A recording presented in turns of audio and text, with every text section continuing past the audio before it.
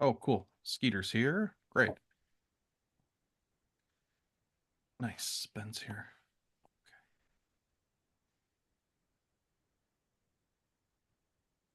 All right. There we go.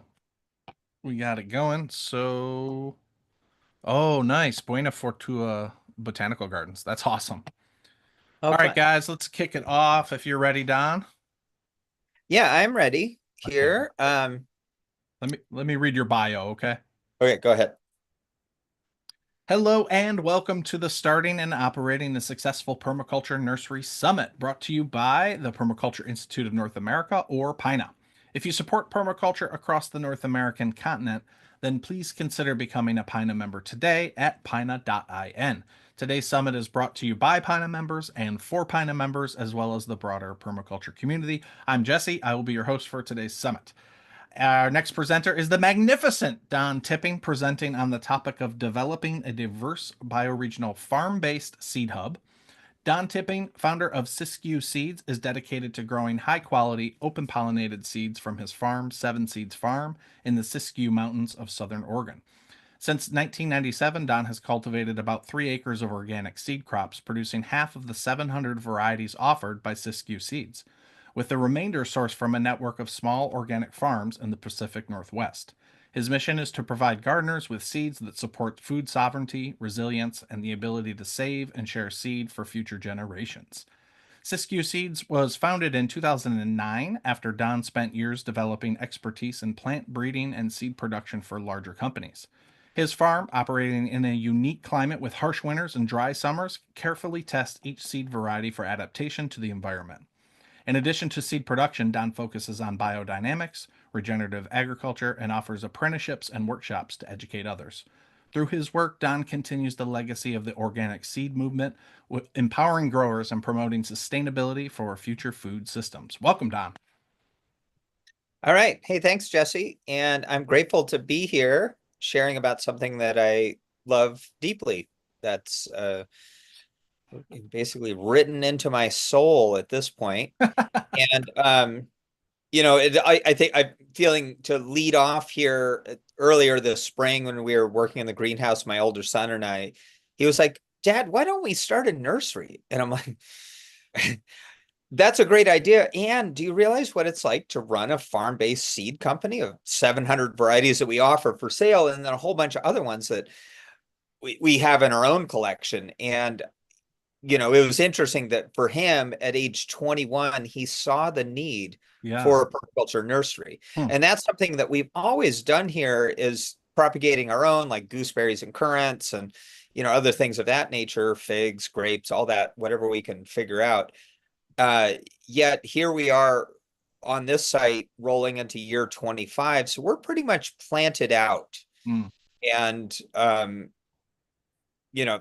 think if I could add a word of wisdom to anyone who's newer in the cycle, start a nursery right out of the gate. Like I had nursery beds going at a leased piece of land where I was planting chestnuts and walnuts and heart nuts and whatever I could come up with in farm rows while I was growing seed and medicinal herbs and vegetables to make money, so that when we were able to land here, we already had hundreds of trees. Hmm. And again, any of you who've done that, half of those died because we were trying to do the shotgun approach, and it didn't necessarily devote the time into mulching, staking, making sure the irrigation was set up for everything. So I feel like the seed part and the perennial plant part, they're like kissing cousins of what does a resilient permaculture agroecology look like. Yeah. And for Absolutely. us here at Siskiyou Seeds, our North Star is that we become irrelevant. Because Hmm. if we go back to the very first seed company in the world, as far as my understanding, was Burpee, the William Atlee Burpee Seed Company in 1835. Hmm. And before that point, in order to be a farmer, you had to save seeds, or at least know someone who saved seeds. There was no way to go buy seeds. And but if you want to develop a resilient system, you are well served to start with annuals because they're making food quickly. You look at radishes are one of the faster growing crops. 3, 4 weeks, you've got food, whereas something like an apple tree isn't really feeding you until year 5 or beyond, and nut trees, even longer. So what we're trying to do here at our farm is use the annual, vegetable, flower, and herbs and small grain seeds to bankroll and subsidize developing a resilient, diverse permaculture perennial landscape. Mm. Because as we get older, we don't want to spend as much time out there seeding, transplanting, weeding, mulching, all the stuff like annuals. And this should be obvious, but I'm just going to state the obvious because I think we all need the reminder. Corn, if you base your food system on corn, it's going to be the same amount of energy and effort in for every year, possibly even more because you might be depleting soil fertility over time through tillage. Where if you base your food system on perennials, every year is less energy in for greater yield out. And I'll just be transparent because I want to be encouraging to everybody and understand how long this took. I started this farm when I was 25. I'm 52 now, but I'm able to hand over our orchard element that includes all kind of unusual perennials like aronia, gumi, hawthorn, go down the list, rugosa rose, that kind of thing, to my older son who's 22. Mm. And I said, hey, you take over doing the orchard part that we sell at the Ashland, Oregon Farmers Market. You make the money, just make sure the fixed costs are coming back to the farm, which is maybe 20% or something. And so it's so cool that he's able to just go fill the truck full of apples, pears, Asian pears, plums, peaches, that kind of stuff. And we've generated a whole other livelihood and also like identity, self-esteem boosting mechanism. You show up at the farmer's market with fruit, you're popular. I'm just going to say it. And especially if you're a handsome young 22-year-old. Yeah, right.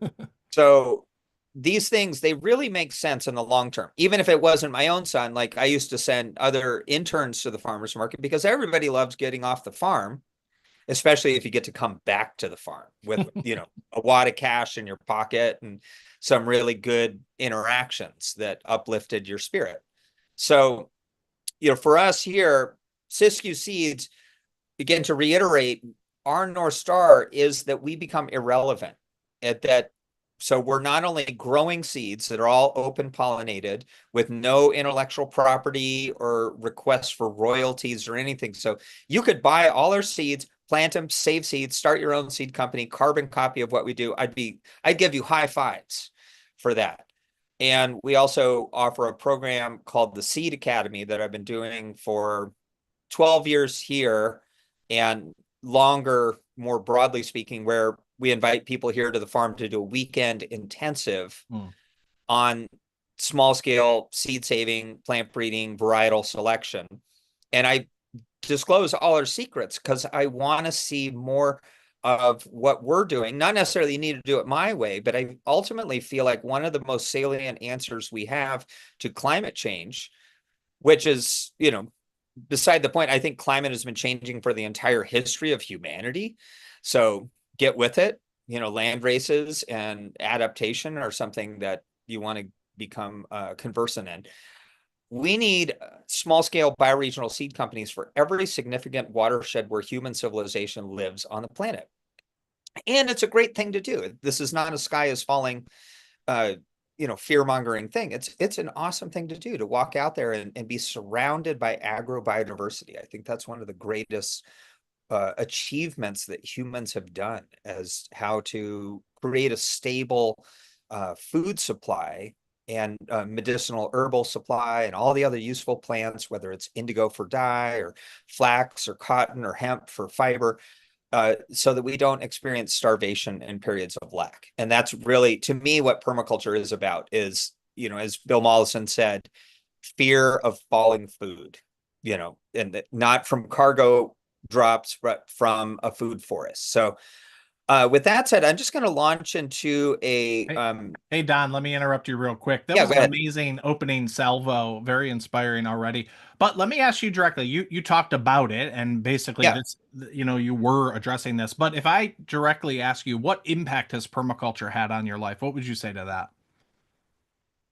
I think, like I recently went to the ecological farming conference down in Monterey, California, that I first went to at age 21. So, a bunch of years ago. And I was able to see Bill Mollison speak at that one and watch the impact of his somewhat inflammatory statements.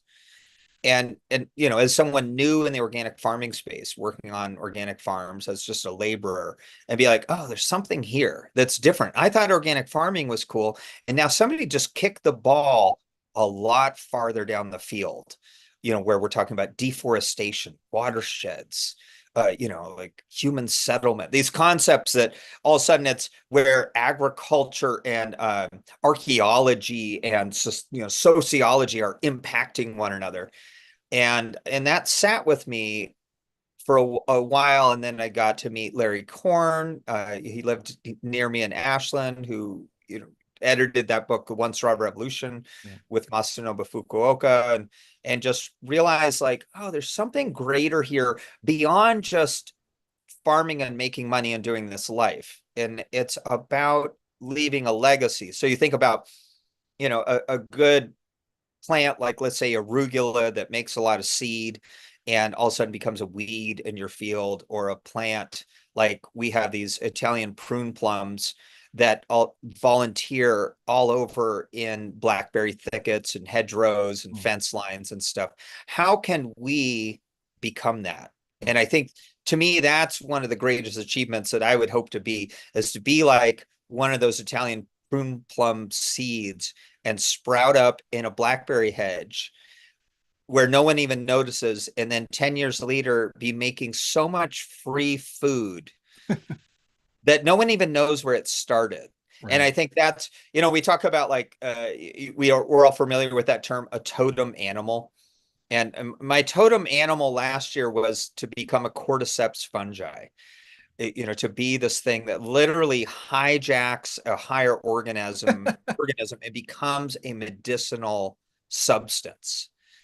And so I think I've been a student of Rudolf Steiner and Goethe and anthroposophy for a long time. And Goethe, who, if folks aren't familiar with that, there's one of his poems is Faust, but the one that I think a lot of people might be most familiar with, because we grew up watching TV or whatever. I grew up in Detroit, Michigan, and Oh, then in nice. Southern California, um, was The Sorcerer's Apprentice. And so Goethe talked about that. And so we're all familiar with the Disney movie Fantasia, where the primary, the lead character, gets into the sorcerer's laboratory and is able to enchant the brooms and the mops to do all the hard work. And, eventually it goes awry and is making a mess.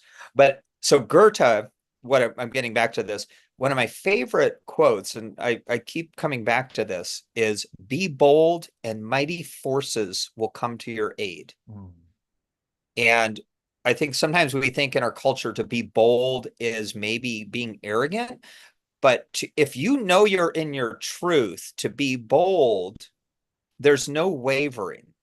And I think in that, and this is one thing I share with young people that are in any age really that comes to the farm. If you learn how to increase life, that really this whole summit is about that, to increase seeds, perennial plants, cuttings, whatever that is, you're always going to have a job. AI, mark my words.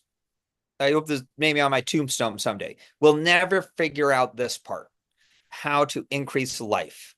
And so literally, as someone who propagates things, I also think those that do education or help heal people, whatever mechanism you use, you're helping increase life. There'll always be work there. Particularly if you do it with empathy and compassion. So, figuring out these skills that we don't teach in our schools is paramount. And this is really where permaculture comes in. And you can see how permaculture hasn't really become an economic model, but more of a training program, if you will, of how to reboot society in like a Buckminster Fuller approach, coming rather than critiquing what's wrong with the current paradigm, which we could spend, the rest of our lives doing that. But unless you have something significant to offer, then, and this has really been the impact of permaculture. When I realized my grandpa was an engineer for Chrysler, he designed tanks. Whoa. because obviously all the automakers in Detroit also were the military industrial complex. And as I began to be radicalized after eating mushrooms and smoking pot as a teenager and considering alternate views, my grandpa would just slam his fist down on the table and just say, until you have a plan that addresses everyone, it's all BS. Mm. And the more I auger into permaculture, I realize, wow, he's right. My solution needs to include the, undocumented migrant. It needs to include the disabled person. It needs to include the CEO that realizes they were ripping people off for their own personal. And I really think that's what permaculture is this, big open door without gatekeepers that's about welcoming people back into the circle of creation, of which all of us, like, give it whatever name you want, we all want to be aligned with what makes us feel alive. And whether that's standing by a waterfall or watching seedlings come up or feeling love or some powerful emotion, that is being part of the circle of creation. And that's ultimately what, nurseries, seed, you literally are in a dance with creation. And however you want to relate to that with, adjectives and stuff.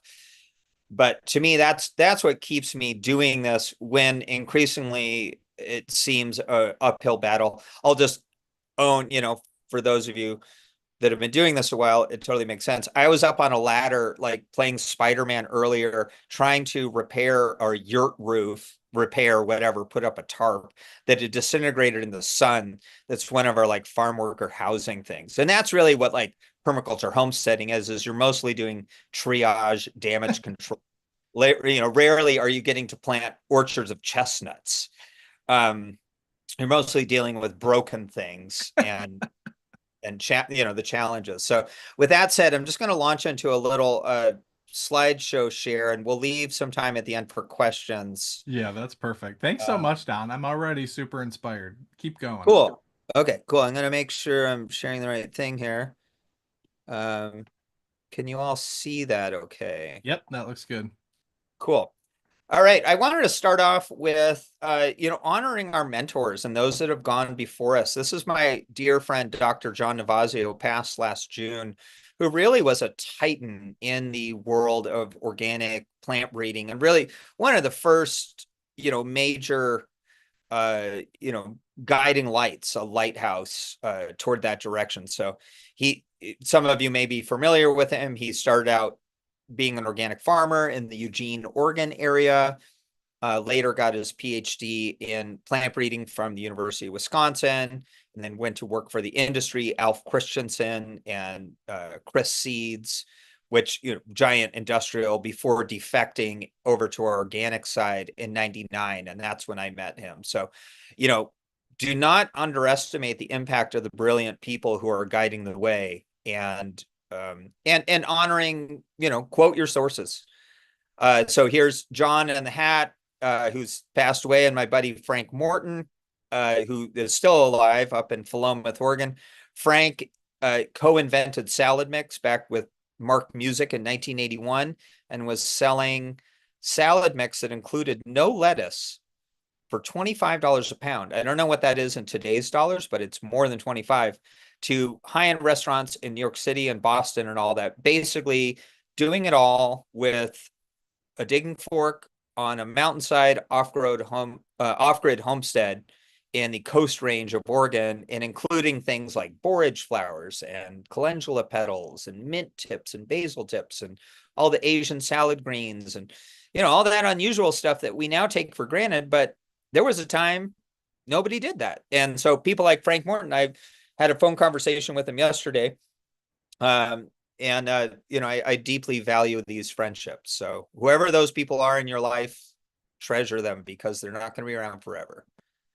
And I wanted to start with the bioregion, because the more I work with seed, and I think it's the same with perennial plants, is understanding photoperiodicity, and that plants adapt to the amount of sunlight they receive.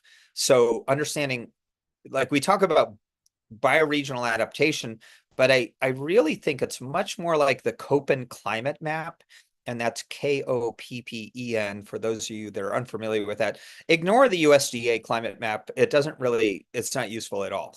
The Köppen climate map is useful. And so I live here in Cascadia, and that's basically the watersheds that drain to the Pacific and the big rivers of the Columbia, the Snake, the Fraser. And so this is the land of coniferous forests, salmon, bear, deer, and wet and dry cycles. And so beginning to identify your bioregion helps you understand what will grow there. And then as you draw lines across the earth from latitude, you realize, like for myself, we're at 42.2 degrees north latitude. That's the same latitude as Rome, Italy, Monte Carlo, Istanbul, Turkey, or if you go to the southern hemisphere, the corresponding latitudes that we go through Chile, New Zealand. So plants that do well in those areas will do well where you are. There might be some slight differences. But beginning to understand, like, as we understand the permaculture principle, from patterns to details.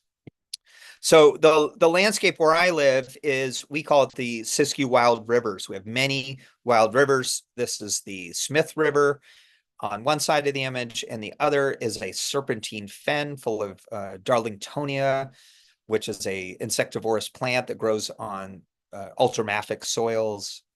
And just understanding that biodiversity is the baseline of where we live. Here's a great map my buddy Andrew Millison made of our watershed.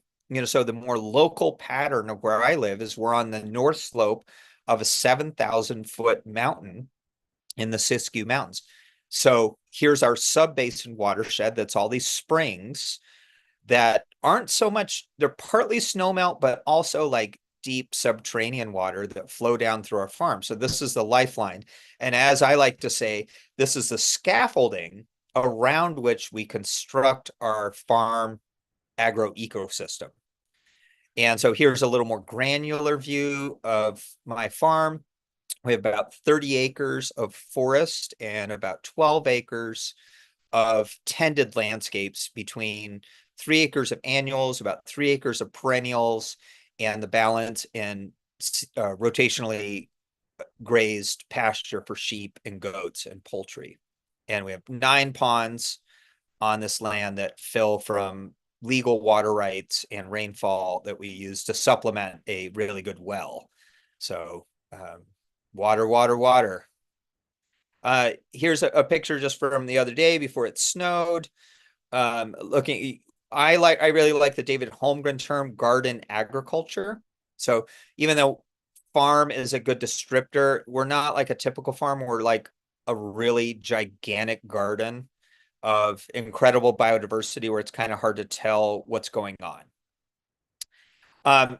Delving more into seed, more specifically, as the years go by, I find a lot of inspiration from this man, Nikolai Vavilov, who was a Russian botanist who died in 1943, sadly in a gulag prison after being maligned by Lysenko and Stalin for being an intellectually elitist.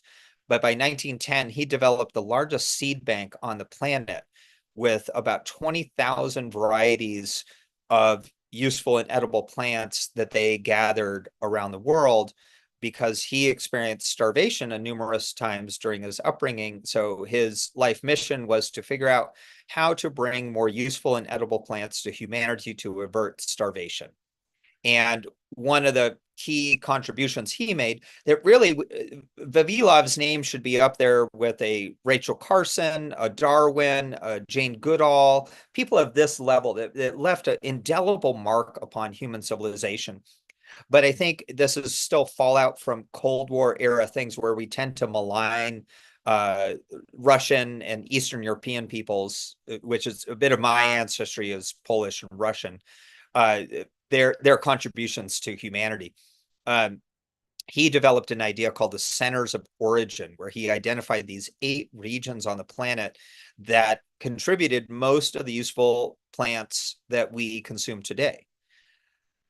Fast forward a little bit, well, I guess concurrent. Interestingly enough, the land-grant colleges of our country that were formed from congressional initiative in the late 1800s, partnered with the US Postal Service to trial, reproduce, and magnify seed, and then send out up to 1 billion packets of seed per year for free to farmers through the US Postal Service. And so here are some images of bulk seed and people packing seed to send this out. And our government used to do this. We used to be like a permaculture system because we are a nation of farmers and homesteaders and small scale, agronomists. And so, this is incredible to me that this used to be what we did. And now we have, Monsanto, Bayer, and the whole like agri pharma nightmare that's occurring that maybe we'll see U-turn a little bit under RFK. We'll see. But I think it's helpful to see that these far-flung ideas that we have are not that far off because this is what we used to do. And as Thomas Jefferson once said, the most useful thing a citizen can do for their country is to introduce a new plant into cultivation. And at one point, he actually smuggled upland rice out of Italy into the US, which was not allowed at that time. And, our early leaders were homesteaders, farmers, gentlemen farmers, and we've come really far from that. And I think the permaculture movement really is leading the way into reasserting our place as contributing members of society. And so here's another image of just, this is ongoing work. This was this past spring. I was in Kenya at the invite of the Global Open Source Seed Initiative, helping support village scale seed banks. And this is my friend Beatrice in a very low tech seed bank. This is a building made out of tin, scrap wood, and cardboard where she teaches village women how to do seed saving. And this is in a country where women can't own property and selling seeds is illegal. And if you do it at the farmer's market, the police will show up and arrest you because Bayer and much of the Western colonial elite still, there's this late stage colonialism occurring in much of the global South.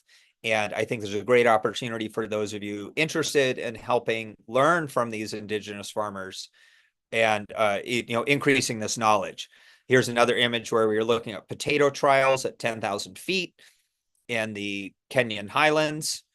Here's indigenous farmers in an area where there's about 60 different languages being spoken. This particular day, I think we had 6 languages that we are translating into. So these farmers that have deep, visceral wisdom about agrobiodiversity, but they don't have the technical jargon to articulate it. So this is where we can join forces, so to speak. I was able to bring back a few things. Obviously, the equator goes through Kenya. That's quite different than Oregon, but some of these things do work here because we grow subtropicals in the summer. And one of the things we did this past year was I did an extensive millet trial. Millet is the 5th most widely grown crop in the world, but most Americans have never grown it, seen it, except maybe if they handle bird seed. But very drought tolerant. It compromises about 17 species that we call millet. They're all subtropical grains. Everything from these proso millets to foxtail millets. This is sorghum, a bit of a cousin, very productive. These plants make about 1/4 pound of seed per plant. These are ones I brought back from Kenya. This is the long kind of cattail looking thing is what's called a pearl millet. And those particular ones grew 18 to 20 inches long. So there's still room to be introducing new plants into our area that do quite well here. And that's really our role as Siskiyou Seeds, is supplying the basics of like sweet corn seed, onion seed, broccoli seed, carrot seed, but also encouraging people to grow and figure out what are the varieties that actually work in our area. So right now, like millets, I would say most people that are buying millet seed are cut flower growers that realize it's a unique texture or something. But unless we have the germplasm available, I tend to view the analogy of a piano. You want all 88 keys in order to play all the songs. Our current, what we have available to us does not include all that, because if millet is the fifth most widely grown seed, how many people have millet seed in their personal seed bank? Probably not many. But maybe we should, because people that live in areas where they don't have irrigation have figured out ways to grow food without irrigation, and it includes millet and sorghum. So that's one of the roles that we provide, is a bit of an agrobiodiversity research center. And that's what keeps it really interesting to me, and also creates a unique hook in terms of marketing and social media and all that kind of stuff, because you got to keep it interesting, add a new note on the keyboard, so to speak. So just some more images. Here's another crop I'd never even considered that this would be a food plant. This is black nightshade, which is actually a staple green throughout Eastern Africa, Uganda, Tanzania, Kenya. And there it grows about 3 to 4 feet tall, and they harvest it as a dark leafy green, which is interesting. So I was saving seed from their variety. You have to parboil it to take away the toxic alkaloids. But when I was processing the seed, and here's where permaculture comes in, I was noticing this is the most intense purple I'd ever seen from a plant. So maybe it's a natural dye plant too. And some of this thinking, I want to give a nod to one of my elders and mentors. This is Dr. Alan Capular, who went by the name Mushroom, and his wife Linda. Mushroom passed away 2 years ago. His wife Linda's still alive, but he was an early, enthusiast of permaculture and agrobiodiversity that helped me understand the value of exploring what's out there and then creating new varieties by cross-pollinating things like this. So this is my compost creature summer squash Grex, where we had 30 varieties of summer squash, everything I can get my hands on, hybrid and otherwise. We let them all intermate. And I sell that seed as compost creature, and I'm very transparent. Like, it's going to be a grab bag, but they're all going to be a good summer squash. And then with our Seed Academy program, we bring students into the process of doing the plant breeding and the harvesting. And then we make these mandalas and, let the more right brain people express their artistic thing. But within that, you can see my tape on here. So those big dark green ones, we know the parent of that is a dark green zucchini. We don't know who the male parent is. So why don't we have striped crookneck, or dark green patty pans, or let your mind go crazy of what summer squash could be. The sky's the limit. But the only way is by exploring all 88 keys on the keyboard. And that's the kind of work we do. It's definitely a Pandora's box. Getting into plant breeding with summer squash means you can't grow pumpkins or delicata or all these other things, but I'm into it. Here's another project I'm working on. It doesn't have a name yet. I noticed some of these wrinkled kernels on this popcorn, and that means that the male pollen came from a sweet corn. Why can't we have a copper brown colored sweet corn? Totally possible. It just takes time and curiosity. Likewise, so all the plant breeding stuff, where they're on the left, that's a purple pak choi I've been working on, or different fava beans. And, and sometimes these things really make a splash. This is honey nut squash, developed by my friend Michael Mazurik out at Cornell and marketed through Row 7 Seeds. And this is a Cucurbita machata, which we know is a butternut interspecific cross with Cucurbita maxima. So small size, works better for smaller family size, super sweet, good storage. And you never know what the culinary chef consumer end is going to like. So here's an example of what one of our seed fields might look like. We do about 3 acres that look like this. You got everything from onions to a wheat grex, spinach going to seed, leeks, and poppies there. There's probably some other stuff going on. A lot of small plots for us, because we're still pretty small scale. Here's another seed plot where we have a zinnia breeding project, an aster trial, our millet trial, amaranth. There's 4 species of amaranth we grow, so we can grow multiple ones together and they don't cross-pollinate. Squash, and then our rodent gopher patrol crew there. Here's another plant breeding project. This was a bit of a bet over a beer with my buddy John Navazio of producing a purple French breakfast radish, and how would you go about doing that? So you can see the two parents, the red and white French breakfast and the purple, plum purple. And then I call this variety Purple Sunrise.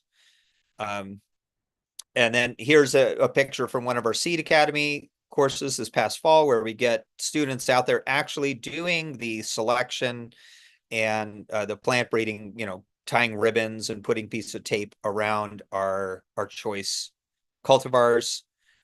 And this isn't to say that the old heirlooms aren't good either. So here's two tomatoes that we grew seed of this last year. The ruffled one is called Tlaxlula Pink, and it's from Oaxaca, Mexico.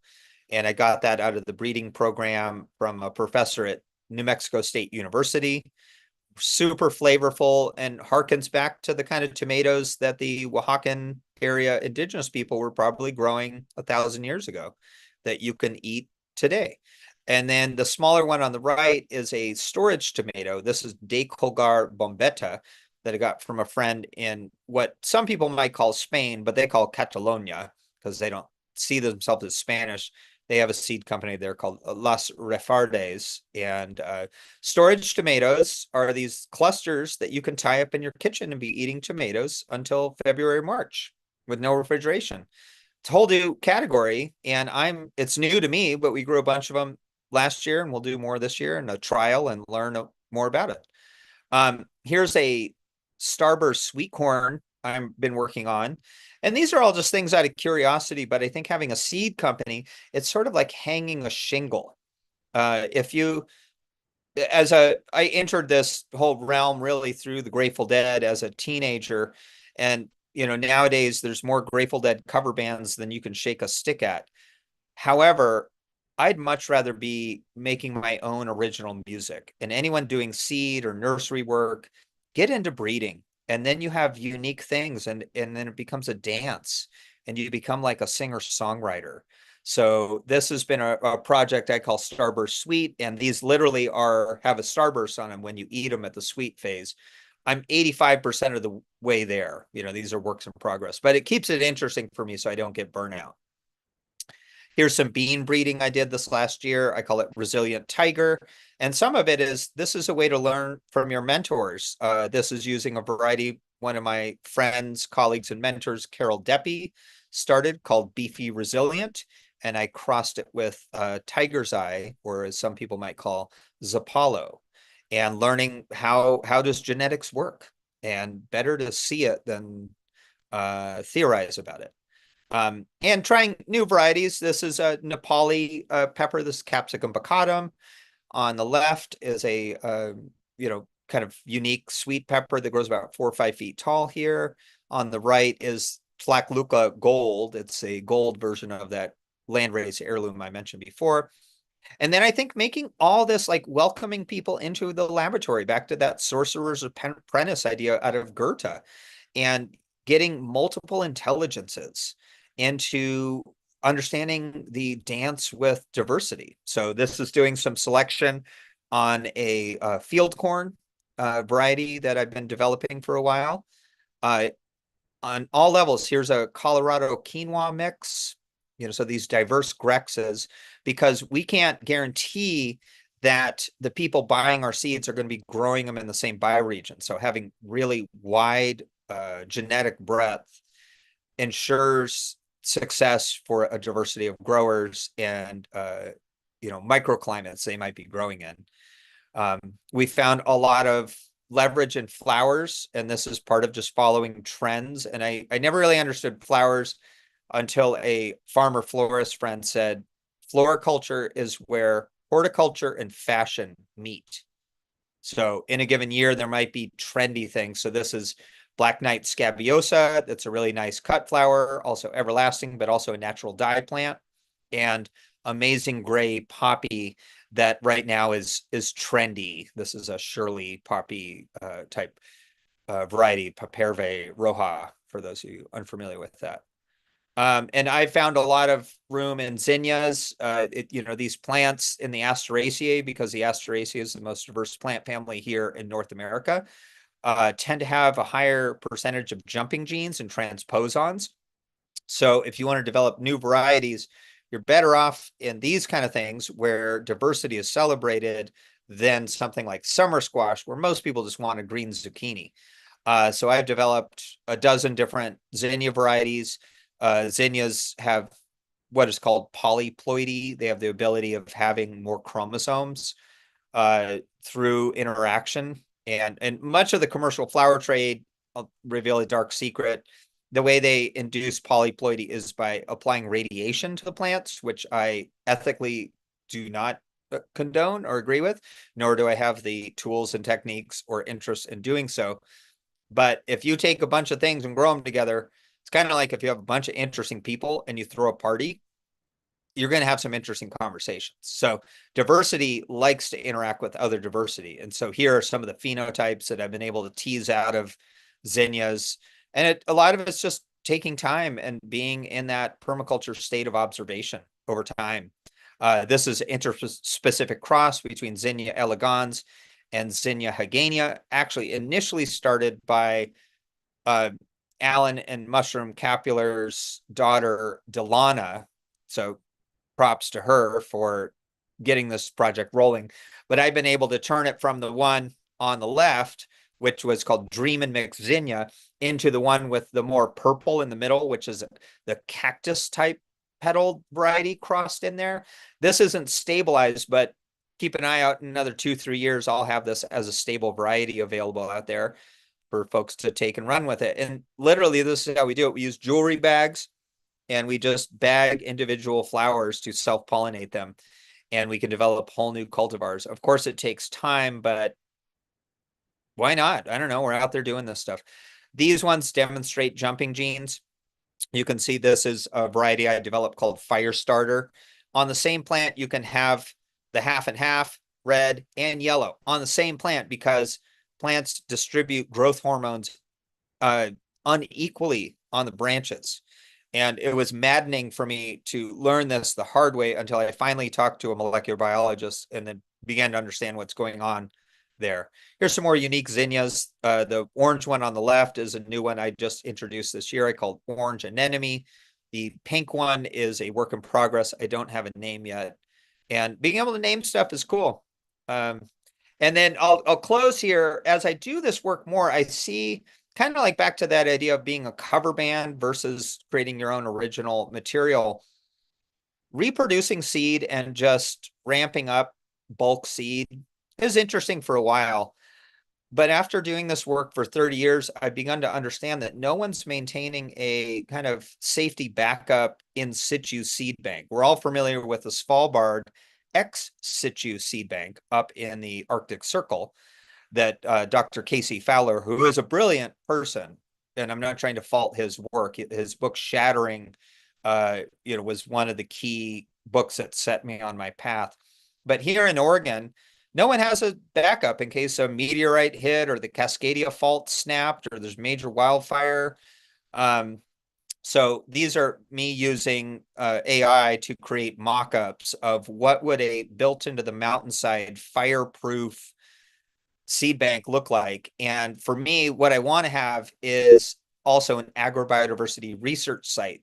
Imagine doing a trial of 400 varieties of chili peppers, 1,000 varieties of tomatoes, figure out what are the best varieties here and how do we create an appealing, attractive narrative to encourage benefactors, not just grants. I think pursuing grants for the next 4 years might be a foolish maneuver when we look at the government downsizing. I think we should really look to the Renaissance model where the artists like Rembrandt and Da Vinci and others were appealing to the wealthy elite, like the Medicis and the Sforzas, to bankroll this because it's important for humanity, and then create good living wage jobs for young people to run 1 to 2 acre agrobiodiversity research plots to do this work, to figure out what are the best varieties. And then how do we open source the entire model, get the young people to use AI or whatever tools to basically create a recipe. What does an agrobiodiversity seed in situ seed bank research center in a box look like? and then task our young people to go out and be the consultants, the enthusiastic, cheerleaders for this kind of stuff going forward. So to me, I'm really interested in this. I'm calling it the Cascadia Seed Bank. I'm about to roll it out, and I've gotten positive feedback from all my friends in the seed world about this idea, and to me, as a way to keep it juicy, to keep from burning out. So I'll close. I think that's my last slide. I'm gonna stop sharing here and do some questions for anybody that wants. Yeah, that's amazing work, Don. I really love the model of the benefactor as well. And that's an area where marketing and like communication and messaging is really critical. We can't talk about it really now, but that's something that Pine is really interested in as well. So if you're already making strides toward how to communicate to benefactors, please loop back around and see how we can help support you in that work. Okay, a couple questions. How do you recommend from Jill? How do you recommend someone with no experience to start with breeding plants? We'll just stop there, and then there's a question about your squash, but go ahead on that Yeah. one. I think required reading would be getting two books. The first one would be Return to Resistance by Raoul Robinson. Okay. And he's talking about how to use traditional plant breeding to develop horizontal resistance to avert starvation in the global south. Hmm. The second would be a more nuts and bolts book by Carol Deppy, who was the first woman to receive a PhD in plant breeding from Harvard. Right. And she wrote a book called How to Breed Your Own Vegetable Varieties. Hmm. But don't let it dissuade you. Every time you save seed, whether you know it or not, you're doing plant breeding. You might not be doing it right, but start and that's in permaculture. We say start small and harvest small mistakes. Hmm. So start with a plant that you love. I would say start with a self-pollinated plant and a cross-pollinated plant and learn from one of each of those. So self-pollinated would be like peas, beans, lettuce, something like that. And a crosser would be more corn, beets, broccoli, and just go from there. And if if it really intrigues you, come to one of the seed academies we do here. You can check out on our website the dates, or go if you're really ready to dive into the Organic Seed Growers Conference. The next version is coming up at the end of this month in Corvallis, Oregon. Perfect. And then on that similar topic with the squash breeding, Jill was saying she thought she just read last night, in fact, that crossing the squashy would breed inferior seed. Is that true or no? No, diversity is awesome. It was Charles Darwin that actually identified that you shouldn't mate with your close relatives, because at that time in the world, many people married their first cousins, and no Yeah. one knew what genetics was. And he married his first cousin. They had 10 kids, two of them died of birth defects.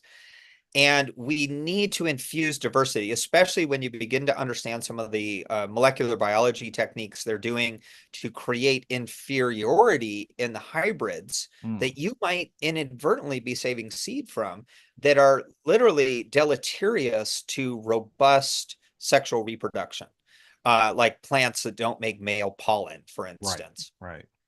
So creating these grexes, and grex is a Latin word that means herd or flock. And that's, those of you that are my age or older will know that you couldn't go to like a store and buy orchids, all these like orchids. Grex was a term that came out of orchid breeding. That's something they just started crossing all these wild orchids, and they got these cool phenotypes that then they could stabilize through cuttings and asexual reproduction. Hmm. So if you want to develop land races for your area, like here in Oregon, the indigenous people didn't do what we call agriculture. I would argue they did farm the land with fire for acorns and other edible plants, but it wasn't traditional agriculture. So we don't have really heirlooms here in Oregon. So we kind of need to create the heirlooms of the future. You do need to know your rules of crossing with the squash. Like summer squash is generally Cucurbita pepo, which crosses with delicata, acorn, spaghetti squash, pumpkins, the ornamental gourds.